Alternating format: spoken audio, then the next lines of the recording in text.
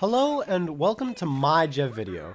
If you're here, you probably enjoy Jeff, and you might be quite angry to find out that in season 2.5 they absolutely butchered our boy. But there is one saving grace, and it is amazing.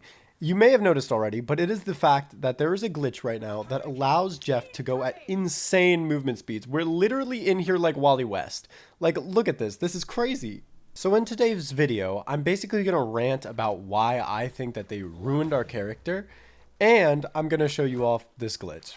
Okay, first off, the way I've always played Jeff is as a pseudo DPS with the capabilities of healing. So what makes Jeff feel so good as like a kind of DPS flanker? Right here, we're killing a Luna, and all supports in this game have a range of 250 HP to 275 HP. So if I get out my whiteboard to do some maths right now, and we bring out our test subject, Jeffy, and we can ask him to shoot a shot. Oh my god, Jeff, that's not what I meant! But we can still use that for a representation of his shots in Marvel Rivals. So let me upscale his bullets and really take a look at the math. Each shot that Jeff shoots out in this game deals 65 damage if you hit a direct shot, 40 for hitting the shot, and 25 for the splash damage. So as a Jeff player, I have learned that if I want to kill a support character in this game, it will take 4 shots because 65 times 4 equals 260 damage. And you may say, 260 damage, some of the supports have 275 HP. And that's where I tell you, just weave a melee in. That's super easy, right? Or you could always shoot another shot. Or can you? Now, some of you may be thinking, why did I do that? Why did we go through the math there? That is because in this season of the game, do you see the problem? The problem is Jeff is capped out at 3 shots. And what did we just learn? It takes 4 to 5 shots to kill a support character. And I say, okay, that's fine. Now we also get to damage with our other things. So that'll pick up the slack from not being able to shoot as many shots, right?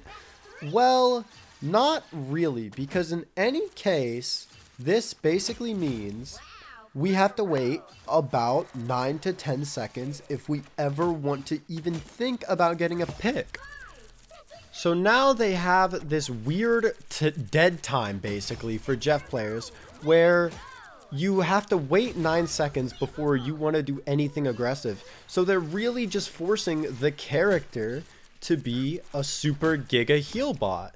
And like, it's also very unviable to even try to go for these picks at all in the first place because you have to do so much and you have to hope that they don't get any kind of support at all. It's just kind of ridiculous. So they basically force him to become a heal bot. And I mean, that's not all. We also have his, oh my god, I haven't even gotten to the worst parts. We have the fact that his swim is on a cooldown. So if you look here, I'm testing how far you'll actually go in his swim, and it looks like it's about 55 meters. Now for me, this isn't even that bad. I actually think this is the change that matters the least for the character, because as a good Jeff player, I'm not always under. It's a little bit annoying for movement, but like it's honestly never that bad. I'm just never running out of this charge. So a big reason why Jeff got nerfed in all is because his survivability is really high. Now, another thing that happened to his underground swim is that we heal less while swimming, which I also think is a fine change. I get it. A character's too survivable. Let's nerf their survivability a little bit. I think that's fine. Okay, now, the only other thing in his kit, which I haven't talked about, are his bubbles. And, of course, they are worse. Like, everything's a nerf, okay? Everything but the swim has kind of just became worse. But his bubbles are no longer bursts of healing that will actually end up saving you all the time and be really useful for like getting your tanks reset and doing a lot of good things. They still give you the speed boost. They still give you the more healing buff on the target that has the buff.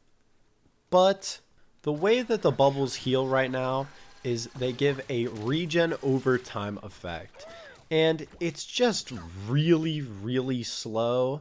Like, as an actual healing source for your teammates, it's so much worse. As a survivability tool for yourself, it's so much worse. I think it's a little bit more viable than people think, just because they've gotten so used to playing Jeff in a way where you bubble as soon as you get into danger. No, now what we have to do is bubble before we get into danger and then dive. Because if you bubble and dive, you're going to get the regen from both your dive and the bubble, and you're getting the percent heal like bonus to both of your regens, which actually resets you pretty quickly. Okay, now that we've gone over his kit, what are we thinking? Are we thinking this is a giga nerf? Is this a buff? Is this okay? Is it really bad? Well, I can tell you what I'm thinking. I'm thinking that this is the worst nerf I have ever seen in my entire career as a gamer in general. And I have hundreds of hours in every shooter you could possibly even think of, probably. Well, maybe not everything. You guys could probably think of some wacky ass thing I've never heard of. But I have never seen a character's identity get stripped away like I have in this game. They took a beautiful hybrid character and they made him like unable to play in any way other than one. And it's a horrible, horrible way to play. And it just feels bad and unenjoyable. Like this, I am a Jeff OTP that is like Lord times 3 or 4. And he's my favorite character. He's like one of the only characters I play and enjoy. And because of this nerf, it makes me feel like I don't want to play Marvel Rivals, even though it's a game I really, really, really enjoy. And I mean, just look at this gameplay right here. You can feel such a vibrant personality from these two in-game characters, just because we can like kiss each other and spam spins. And I mean, we just lost so much fun. I mean, I was kind of popping off this game at the beginning. They really couldn't even come out of spawn. I had this game like a day before Jeff's stuff was going away, and it felt really nice. And look at this. You just can't do this anymore because they've made the game itself more toxic. Like, let me show you a clip or some clips from the new latest season of how it feels to be a Jeff and just how the game feels. Because I'm going to tell you, it's not just the fact that Jeff is nerfed. It's also the fact that Ultron has come out, every flyer has become meta, and it's just such a bad feel. Like, the gameplay is so not good. It's either like you have to be a hit scan that's gonna blow people up out of the sky, or be a sky person. There's no room for a bunch of the other characters in the game that just can't do some of these things. Okay, let's analyze this gameplay. This is the new season, and it's the same map, by the way. We see our two flyers, and I immediately use all of my shots. And that's basically all I could have done there. But I mean, I still am thinking I can actually be a pressuring like player that can do things, and I keep trying to pressure their flyers because that's all I can do. Keep pressuring.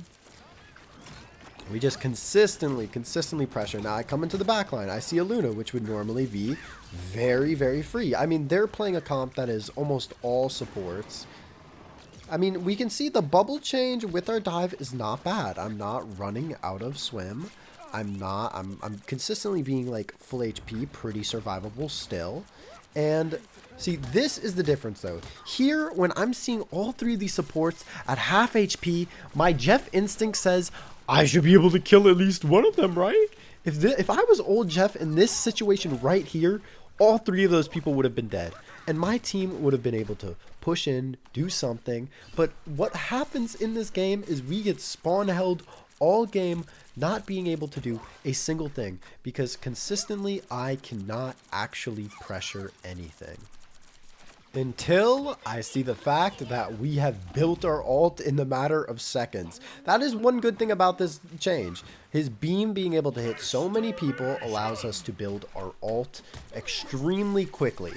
But, once again, now that flyers are meta, Jeff's ult is functionally entirely useless. Oh wait, am I winning this Jeff 1v1? Beat him up, beat him up, beat him up. Alright, technically I won that. Our Ultron helped us. But, you know, that guy would have died in a second anyway. But, like, I have my ult now. But who am I going to target with it? The only targets I have are Mantis or Luna. And here I'm on the Mantis. And I would have lived there if that was an old bubble. But, whatever, that doesn't matter. That's my fault for being a little too aggressive when I know that I can't kill anyone anymore, right? But, I'm wondering if there I was forced out of dive or I couldn't redive, because normally I would redive to try to not get slept by that Mantis, and I didn't, which is, I think, is really odd for me. But like I'm just forced to hold my ult, because who do I pop it on? I mean, I think we will use it on the supports, and I actually do manage to get both the targets that I am able to get, right? I do mess this up a little bit. I wasn't thinking about what I was going to do with them, and I was so close to killing both supports. You know what? Maybe this game was my fault. Maybe if I hit that one, then maybe my team miraculously pulls together and we just get the first objective and just, like, stomp them from there.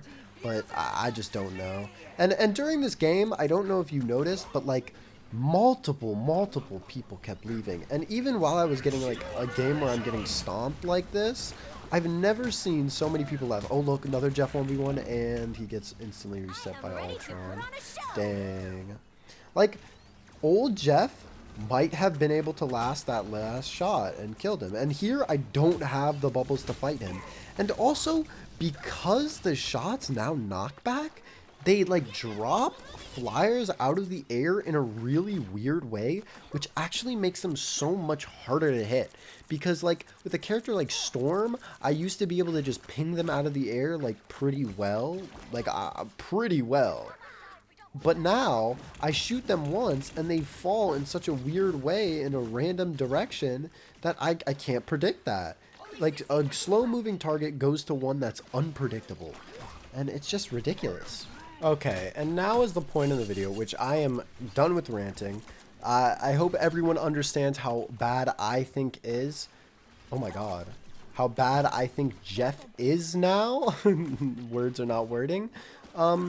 So I just hope with this video maybe we can shine some light, keep giving support to the Jeff community, and low-key almost maybe hope the devs just completely reverse this. Like, honestly, that might just be the best thing.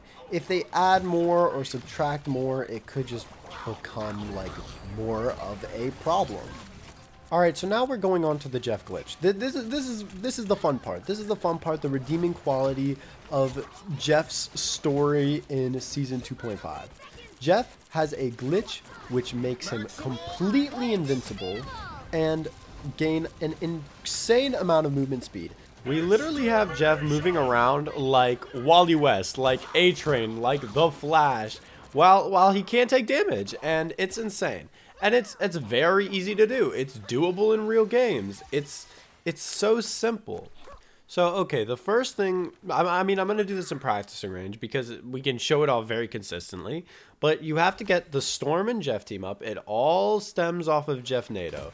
And then I'm going to move this bot into the corner because how the glitch works is you basically pop the team up while you're in a fall state. So the game thinks you're in a fall state and also in the Jeff NATO state because you're invincible, and that's where it's coming from. So what you do is you get into this fall state by either like breaking some terrain or standing on a like corner in like the bot. That's what we're using it for.